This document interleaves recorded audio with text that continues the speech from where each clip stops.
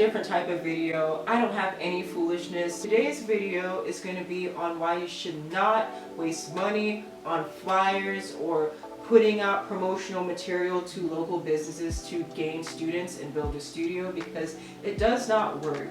And even if it does work, here's what's going to work much better. Before we get to what works much better, I'm just going to filter through all the things that did not work for me, so you don't even bother doing them. Or if you do decide to do them, you do them after you try what I tell you first. I did these tactics for 2 years anytime I was trying to get students, and no, I didn't do it for like a couple of days. Like, I did it for like a month or two, and like it did absolutely nothing for me, and then I would continue to do it every time I wanted more students. So the first thing that did not work for me, join groups. Joining groups for trying to grow a studio, at least for music, it didn't work for me because the majority of music students are going to be kids. How to infiltrate myself into a mom group solely for the purpose of marketing to them is really hard, because I'm not a mother. I know they're probably thinking, you just want to come in here and market to us? It's a weird thing to do. It's going to be really hard to infiltrate, at least for me. And I'm not smooth. I'm charming in a natural, quirky way, but I'm not a smooth talker, so that's not a strong point. I'm assuming a lot of artistic people are not smooth. We're kind of weird and quirky and a little bit different. So second thing, putting out flyers. I put together a really nice flyer with my credentials, the fact that I have a music degree, how many years I've been playing, all the multiple genres of music and how versatile I am with that, how many years I've been teaching, one-liner of like basically my testimonials, like what I think my strong suits are as a teacher. It was very bulleted form, and then I had like the little perforated sides around my flyers so you could like rip it off and have my information with you. After I did that, as to not drive around all over the Tri-County area, I live in South Florida, so Miami-Dade, Palm Beach, and Broward County, everybody just kind of maneuvers their way through all three. It took literally an entire week to think of any kind of business I could.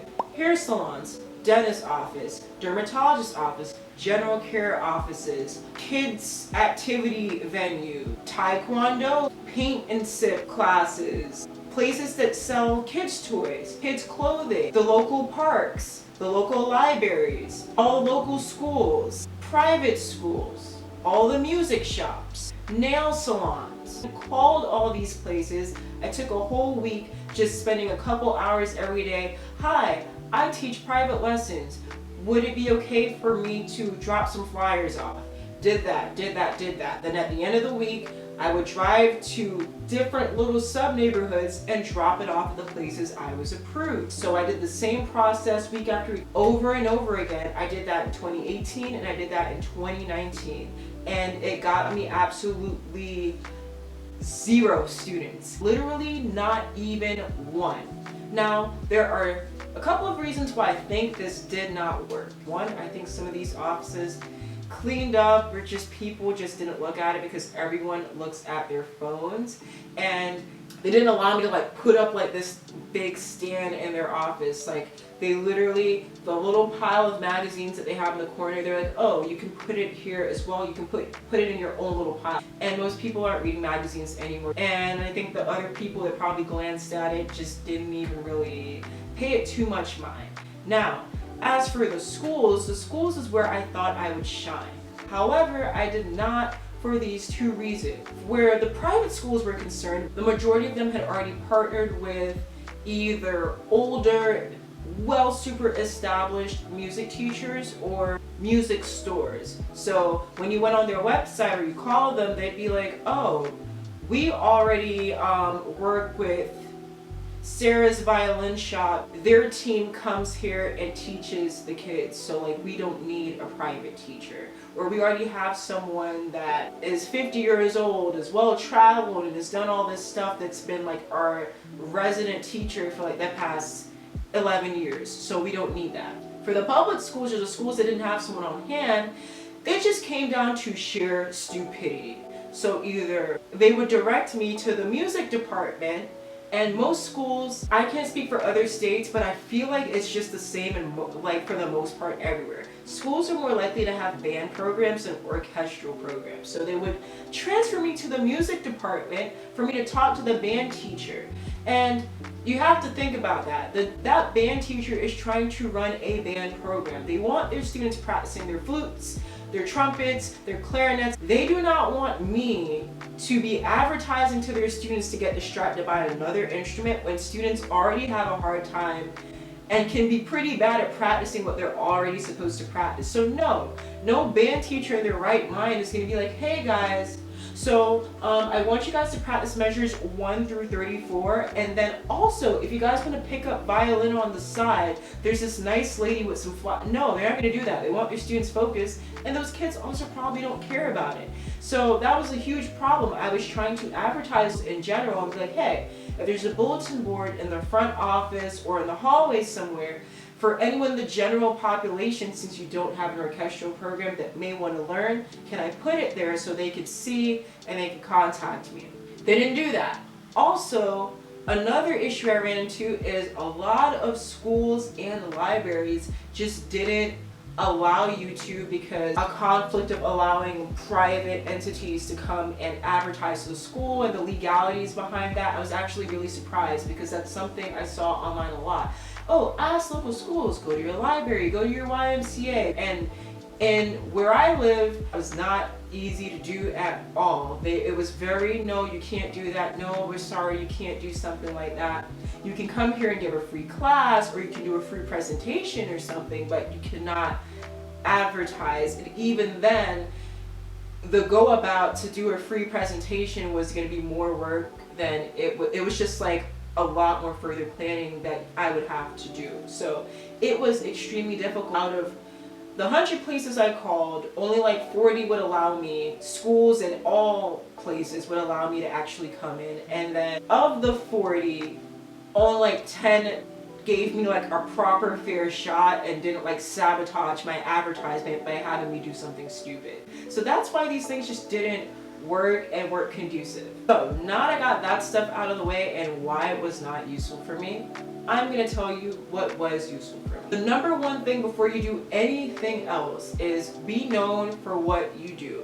So for example, throughout my entire grade school career, everybody knows me basically as Violin Girl. I went to performing arts schools, and whatever production or things were going on, I was always there. I was gonna ride with that production or event until the wheels fall off, because I just love entertainment and I love being involved with stuff. So even to this day, I still have friends and people from middle school and high school that'd be like, hey, this violin thing came by, or oh, like, do you teach lessons or whatever? I'd love to recommend you. I'd love to have you help out with this. So be known for what it is you do. In college, same thing. I was just always down to be a part of whatever was going on because I really just enjoy being a part of things. I love collaborating. So I was very front of mind when people thought about, oh, violin.